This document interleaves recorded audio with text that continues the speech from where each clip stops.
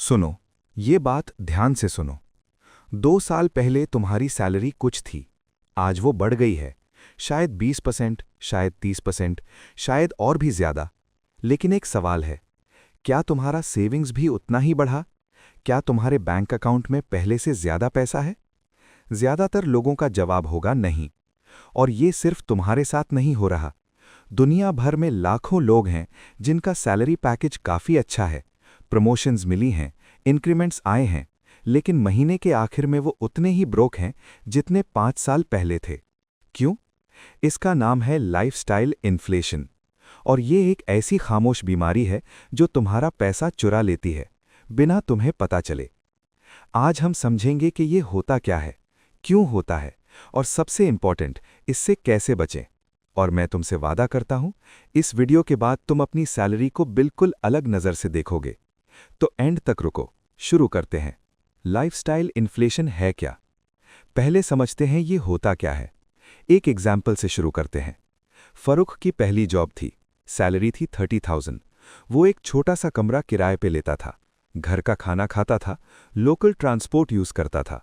Simple जिंदगी थी, और महीने के आखिर में थोड़ा पैसा बच भी जाता था।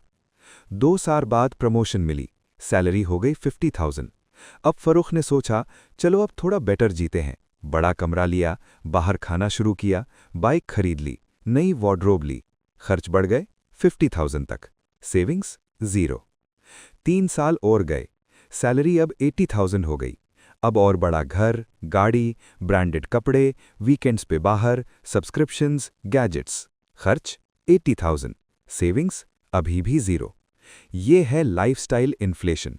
जब भी इनकम बढ़ती है, खर्चे भी उसी स्पीड से बढ़ जाते हैं, और नेट सेविंग्स हमेशा 0 रहती है। ये होता क्यों है? असली वजह क्या है? ये सिर्फ लालच नहीं है, ये साइकोलॉजी है। पहली वजह, एंटाइटलमेंट फीलिंग। जब सैलरी बढ़ती है, एक फीलिंग आती है कि अब मैं ये अफोर्ड कर सकता हूं, मैं डिजर्व करता हूं ये सब।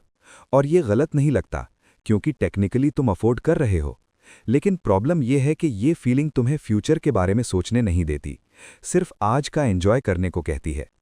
दूसरी वजह, सोशल कंपैरिजन। तुम्हारा कलीग नया फोन लाया, तुम्हारा दोस्त बाहर डिनर पे गया, रिश्तेदार ने नया घर लिया, और तुम सोचते हो, मैं भी तो इतना ही कमाता हूं, मैं क्यों पीछे रहूं? ये सोशल कंपैरिजन एक इनविजिबल फोर्स है जो तुम्हें स्पेंड करने पे मजबूर करता है। तीसरी वजह, हीडोनिक एडेप्टेशन। ये एक साइकोलॉजिकल कॉन्सेप्ट है। मतलब, इंसान किसी भी चीज़ का बहुत जल्दी आदत हो जाता है। नया फ़ोन लिया, पहले हफ्ते बहुत खुश थे, तीसरे हफ्ते नॉर्मल लग गया, चौथे हफ्ते से और बेटर चाहिए। बड़ा घर लिया, पहले महीने बहुत अच्छा लगा, तीसरे महीने से ये नॉर्मल हो गया। खुशी टेम्पररी होती है, लेकिन खर्चा परमानेंट हो जाता है। ये साइलेंटली तुम्हारा कितना नुकसान करता है, नंबर्स देखो। ये पार्ट बहुत इंपॉर्टेंट है, ध्यान से सुनो। मान लो तुम्हारी सैलरी 50,000 है और तुम सेव नहीं कर रहे। सैलरी 80,000 हो गई, तुम अभी भी सेव नहीं कर रहे। 10 साल में सैलरी 1,50,000 हो गई, तुम अभी भी सेव नहीं कर रहे। अब सोचो, अगर तुमने सिर्फ 20% बचाया होता अपनी सैलरी का कंसिस्टेंटली, तो क्या होता? 50,000 में से 10,000 बचाओ हर महीने, 10 साल तक सिंपल इन्वेस्टमेंट में लगाओ, 10% एनुअल रिटर्न पे। 10 साल बाद तुम्हारे पास होगा ऑलमोस्ट 20 लाख। लेकिन तुमने नहीं बचाया, तुमने लाइफस्टाइल अपग्रेड किया। वो 20 लाख तुमने अपनी अपग्रेडेड लाइफस्टाइल पे खर्च कर दिए। ये वो पैसा है जो तुम्हारी फाइनेंशियल फ्रीडम बना सकता था, लेकिन लाइफस्टाइल इन्फ्लेशन ने चुरा लिया। 5 साइंस कि तुम लाइफस्टाइल इन्फ्लेशन का शिकार हो रहे हो। पहली साइन, तुम्हारी सेविंग्स परसेंटेज सैलरी के साथ नहीं बढ़ी। सैलरी 2x हो गई, सेविंग्स अमाउंट सेम रही, या सेविंग्स परसेंटेज कम हो गई। दूसरी साइन, तुम्हारे सब्सक्रिप्शंस और मंथली फिक्स्ड एक्सपेंसेस बढ़ गए हैं। Netflix, Spotify, gym, car loan, बड़ा घर का किराया, ये सब मिला के एक बड़ा नंबर बना देते हैं।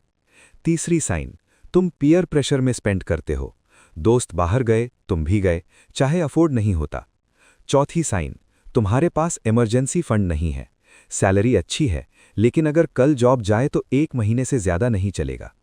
पांचवी साइन, तुम सोचते हो कि जब और ज्यादा कमाऊंगा तब सेविंग्स करूंगा, और ये वक्त कभी नहीं आता। असली मसला क्या है, जो लोग नहीं समझते? ज़्यादातर लोग सोचते हैं कि लाइफस्टाइल इन्फ्लेशन का मतलब है कि तुम बुरा इंसान हो, तुम ग्रीडी हो, तुम इररिस्पॉन्सिबल हो। लेकिन ये सच्चाई नहीं है। लाइफस्टाइल इन्फ्लेशन नेचुरल है, ये होना चाहिए थोड़ा। जब सैलरी बढ़ती है, कुछ बेहतर चीज़ें लेना बिल्कुल सही है, तुम डिज़र्व करते हो। मसला तब होता है जब लाइफस्टाइल 100% इनकम के साथ बढ़ती है, जब कोई भी एक्स्ट्रा पैसा सेविंग्स में नहीं जाता, जब फ्यूचर के लिए कुछ नहीं बचता। एक छोटा सा रूल है जो सब कुछ बदल सकता है। जब भी सैलरी बढ़ती है, लाइफस्टाइल 50% बढ़ाओ, सेविंग्स 50% बढ़ाओ। मतलब अगर 20,000 एक्स्ट्रा आए, 10,000 लाइफस्टाइल पे लगाओ, 10,000 इन्वेस्ट करो। ये बैलेंस है, ये सस्टेनेबल है, और ये तुम्हें आज भी खुश रखेगा और कल भी सिक्योर रखेगा। लाइफस्टाइल इन्फ्लेशन से कैसे बचें? Practical steps. पहला स्टेप, हर सैलरी इंक्रीमेंट पे ऑटोमेटिक सेविंग्स बढ़ाओ। जब भी इंक्रीमेंट मिले, उसी दिन अपनी एसआईपी या सेविंग्स अमाउंट बढ़ा दो। पहले 5,000 एसआईपी थी, इंक्रीमेंट आया 10,000 का, आज ही एसआईपी 8,000 कर दो। बाकी 2,000 लाइफस्टाइल पे लगाओ चाहे, लेकिन पहले सेविंग्स बढ़ाओ, फिर बाकी सोचना।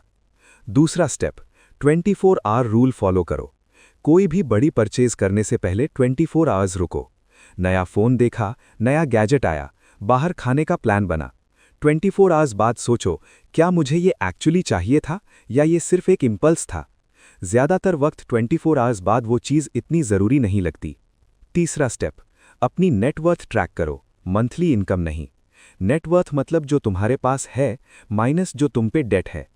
अगर सैलरी 1 लाख है और नेटवर्थ बढ़ नहीं रही तो कुछ गलत है। हर महीने एक बार अपनी नेटवर्थ कैलकुलेट करो, देखो वो बढ़ रही है या नहीं। ये एक चीज़ तुम्हें रियलिटी में रखेगी। चौथा स्टेप, लाइफस्टाइल गोल्स को डिले करो, सेविंग्स गोल्स को पहले रखो। मैं 1 साल में घर खरीदना चाहता हूँ, सेविंग्स गोल। मैं 1 साल में नया फ़ोन लेना चाहता हूँ, लाइफस्टाइल गोल। सेविंग्स गोल पहले आता है हमेशा। लाइफस्टाइल गोल वेट कर सकता है, सेविंग्स गोल नहीं। पांचवा स्टेप, अपने खर्चों को कैटेगरीज में डिवाइड करो। ज़रूरी खर्चे, रेंट, खाना, transport. Investments, SIP, gold, savings. Optional खर्चे, बाहर खाना, एंटरटेनमेंट, शॉपिंग। जब भी सैलरी बढ़ती है, ज़रूरी और इन्वेस्टमेंट कैटेगरी पहले सेट करो, बचा हुआ ऑप्शनल में जाए। इससे तुम्हें पता रहता है कि पैसा कहाँ जा रहा है। एक माइंडसेट शिफ्ट जो सब कुछ बदल देती है। ये सेक्शन सबसे इंपॉर्टेंट है। ज़्यादातर लोग पैसा कमाने को सक्सेस समझते हैं, लेकिन जेन्युइनली वेल्दी लोग पैसा रखने को सक्सेस समझते हैं। फ़र्क समझे? एक इंसान 5 लाख रुपए महीने कमाता है, सब खर्च कर देता है। दूसरा इंसान 1 लाख रुपए महीने कमाता है, 20,000 कंसिस्टेंटली इन्वेस्ट करता है।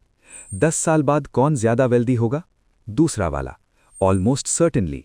क्योंकि वेल्थ इनकम से नहीं बनती, वेल्थ सेविंग्स और इन्वेस्टमेंट से बनती है, और लाइफस्टाइल इन्फ्लेशन इस प्रोसेस को रोक देती है। जब तुम ये समझ लो तो तुम्हारा पैसा देखने का तरीका हमेशा के लिए बदल जाता है। सैलरी इंक्रीमेंट मिलना खुशी की बात है, लेकिन असली खुशी तब होगी जब तुम 10 साल बाद फाइनेंशियली फ्री होंगे, और वो फ्रीडम आज के छोटे छोटे डिसीजन से बनती है।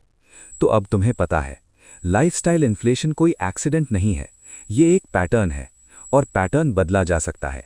आज से एक काम करो, अपनी लास्ट 3 मंथ की सैलरी देखो और अपने लास्ट 3 मंथ के खर्चे देखो। क्या सेविंग्स परसेंटेज बढ़ी या सैलरी के साथ खर्चे भी बढ़ते गए? जवाब तुम्हें सब कुछ बता देगा। और अगर तुम लाइफस्टाइल इन्फ्लेशन का शिकार हो रहे हो तो घबराओ मत, अब तुम जानते हो, और जानना ही पहला स्टेप है। अगर ये वीडियो हेल्पफुल लगी, लाइक करो, रिच जेहान सब्सक्राइब करो, और कमेंट में बताओ क्या तुमने कभी नोटिस किया कि सैलरी बढ़ी लेकिन सेविंग्स नहीं बढ़ी। तब तक अपना ख्याल रखें। अल्लाह हाफिज़।